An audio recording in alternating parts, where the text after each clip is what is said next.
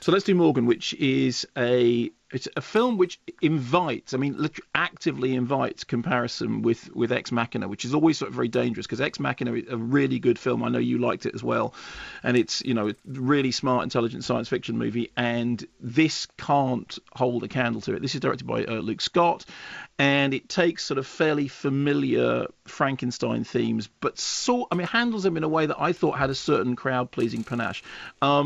Kate Mara is this sort of steely risk investigator who we see at the beginning of the movie being sent into a situation which has gone badly wrong. She's been sent in to evaluate this sort of titular hybrid, Morgan, played by Anya Taylor-Joy, who was so brilliant in The Witch, who is this superhuman bred in a laboratory who has recently attacked one of her keepers.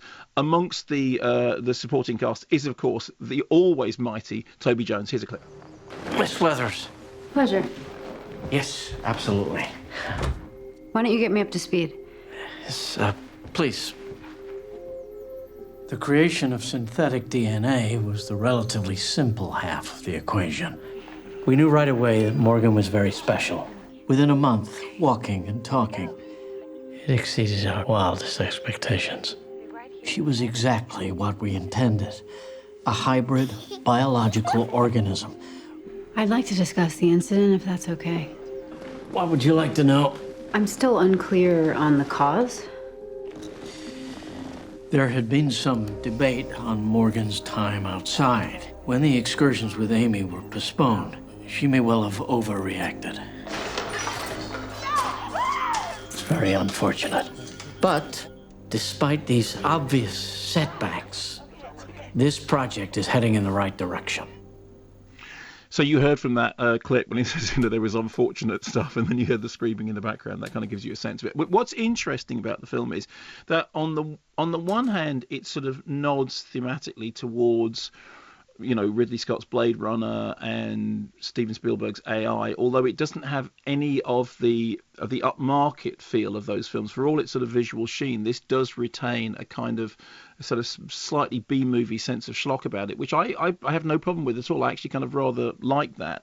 It has a very, very solid supporting cast, which includes Jennifer Jason Leigh, Paul Giamatti, Toby Jones, all of whom do what I found an enjoyable version of scenery chewing. I mean, basically they're taking the idea of the film and kind of and running with it. And there's Paul Giamatti's performance is particularly ripe. He's the sort of the shrink who's sent in to do a psych evaluation on Morgan, and he has some really, really good scenes in which he's enjoying the dialogue, he's enjoying the setup, he's enjoying the science fiction possibilities of it. The problem is that as you're looking at it and as you're thinking of Ex Machina, it genuinely isn't that film, because Ex Machina is managing to do all of those things in a much more sort of accomplished and deft and also sort of deceptive way. I mean, the thing that I really liked about Ex Machina was, although I think it did have that exploitation edge to it, you were never quite sure where it was going.